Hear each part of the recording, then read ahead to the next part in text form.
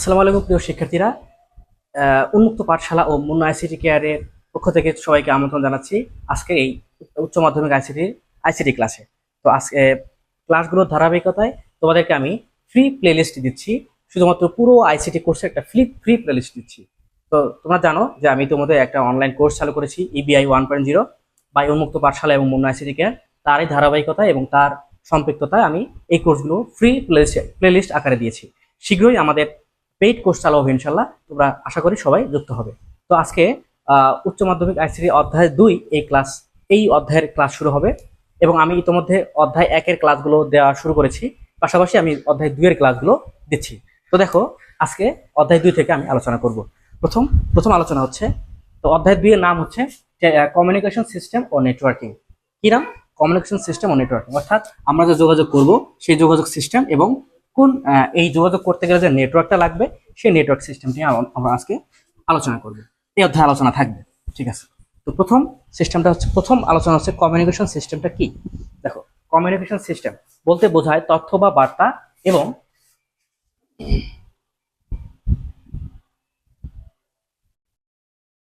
Communication system বলতে বোঝায় তথ্য বা বার্তা এক স্থান থেকে অন্য স্থানে প্রেরণ বা আদান প্রদানের একটি পদ্ধতি বা প্রক্রিয়াকে বোঝানো হচ্ছে কি কমিউনিকেশন সিস্টেম। এটি মানুষের মধ্যে পারস্পরিক বোঝাপড়া, সিদ্ধান্ত গ্রহণ এবং সমাজের উন্নয়নের জন্য অপরিহার্য।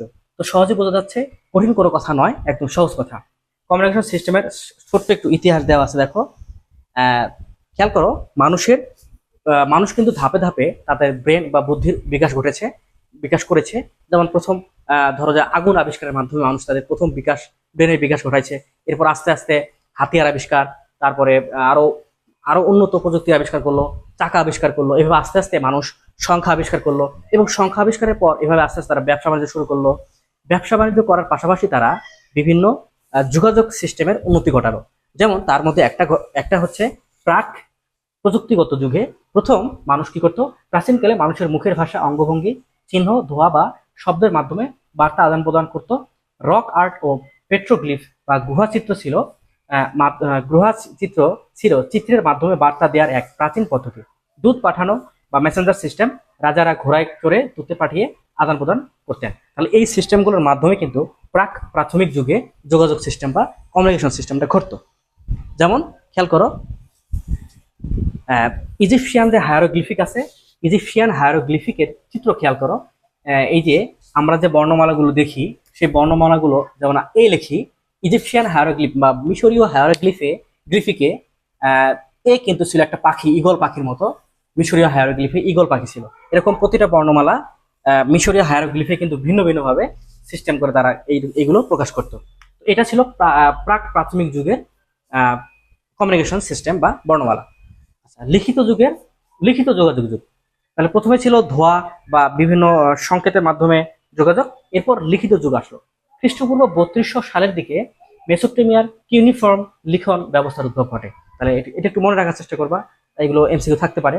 মিশরে হায়ারোগ্লিফিক্স, চীনে বাঁশের পাটিতে লেখা, ভারতেও তাম্রলিপি ও পত্রলিপি প্রচলিত ছিল। এটা হচ্ছে লিখিত যুগের প্রচলনের সময়। ডাক ব্যবস্থার উন্নয়ন।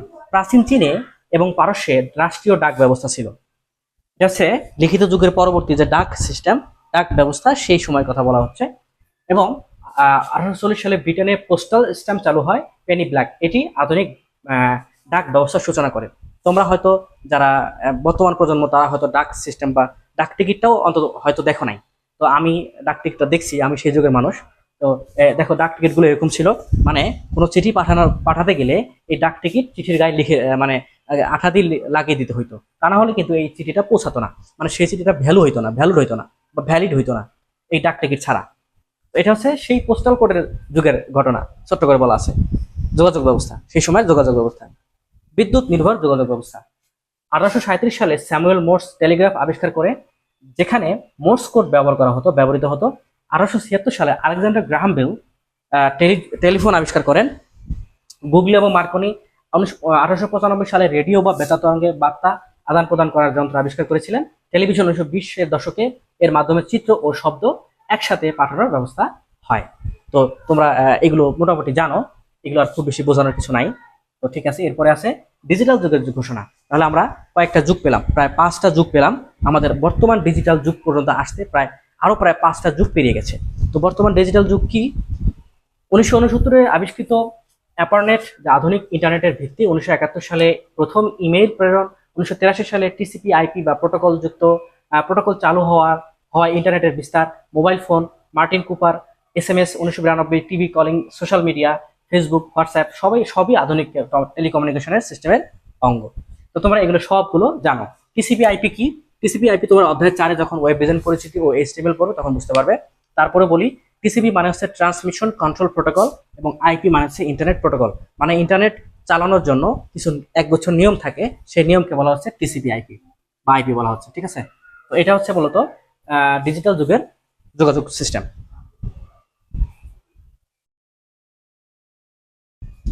ডেটা, এরপর আসতেছে ডেটা কমিউনিকেশনের উপাদান। ডেটা কমিউনিকেশন হলো একটি নির্ভরযোগ্য প্রক্রিয়া যার মাধ্যমে তথ্য বা ডেটা এক স্থান থেকে অন্য স্থানে প্রেরণ করা হয়। সঠিকভাবে ডেটা আদান প্রদান নিশ্চিত করতে হলে কয়েকটি প্রধান উপাদানের প্রয়োজন হয়। নিচে ডেটা কমিউনিকেশনের কয়েকটি প্রধান উপাদানের কথা এখানে বলা আছে। কি কি দেখো? প্রথম কথা হচ্ছে উৎস। মনে রাখবা, উৎস, প্রেরক, চ্যানেল বা মাধ্যম, প্রাপক এবং গন্তব্য। এই যে 5টা বিষয় আছে, এই 5টা বিষয় কি? ডেটা কমিউনিকেশনের কিন্তু উপাদান। খেয়াল করো, উৎস, একজন ডেটা যিনি পাঠালো সেটা তার উৎস, সেই ডেটা প্রেরণের উৎস জায়গা সেটা, এবং যিনি পাঠাবে তিনি হচ্ছে প্রেরক। আচ্ছা, এই প্রেরক যে ডাটাটা পাঠালো সেই ডাটা কোন একটা মাধ্যমে যেতে হবে, হয় তারবিহীন বা তার যোগাযোগ বা মডেমের মাধ্যমে বা ইন্টারনেট বা সিম, যেটাই হোক কোন একটা মাধ্যমে সেই ডেটাটা পৌঁছাবে। কার কাছে যাবে? প্রাপকের কাছে, এবং সঠিক গন্তব্যে কিন্তু সেটা পৌঁছাবে।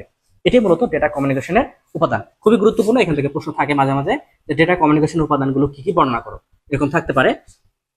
এবং জিনিসটা একটু মোটামুটি ভালোই গুরুত্বপূর্ণ, সহজ হলেও জিনিসটা কিন্তু ইম্পর্টেন্ট।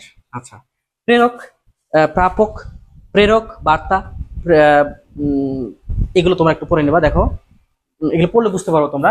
প্রেরক যিনি পাঠালো, বার্তা যেটা মেসেজ, প্রেরণ মাধ্যম যেটা হচ্ছে পথ বা চ্যানেল যার মাধ্যমে বার্তা প্রেরক থেকে প্রাপকে পৌঁছায়, তারবিহীন বা তার যুক্ত হতে পারে, গ্রহণকারী যিনি গ্রহণ করবে, রিসিভার। আচ্ছা, এরপর হচ্ছে প্রোটোকল। প্রোটোকল মানে হচ্ছে ওই যে বললাম যে একগুচ্ছ নিয়ম, যেহেতু এটা কোনো কি নয়, এটা অ্যানালগ কোনো সিস্টেম নয়, বা আমি চিঠি পৌঁছা দিলাম সেরকম না, এটা পুরো ডিজিটাল সিস্টেম। দেখো, চিঠি পৌঁছাতে গেলেও অনেক নিয়মকানুন মানতে হয়, ঠিক এখানেও এক স্থান থেকে আরেক স্থানে ইন্টারনেট মাধ্যমে ডেটা প্রেরণ করতে গেলেও নিয়মকানুন মানতে হবে। সেই নিয়মকানুনগুলো যেমন কি কি আছে? প্রোটোকল হলো একটি নির্দিষ্ট নিয়মাবলী বা মান যা ডেটা আদান প্রদানের সময় প্রেরক ও গ্রাহকের মধ্যে যোগাযোগের পদ্ধতি নির্ধারণ করে। প্রোটোকলের মাধ্যমে ডেটা সঠিকভাবে পাঠানো, গ্রহণ ও ব্যাখ্যা করা সম্ভব হয়। প্রোটোকলগুলোর মধ্যে রয়েছে টিসিপি আইপি, এইচটিটিপি এবং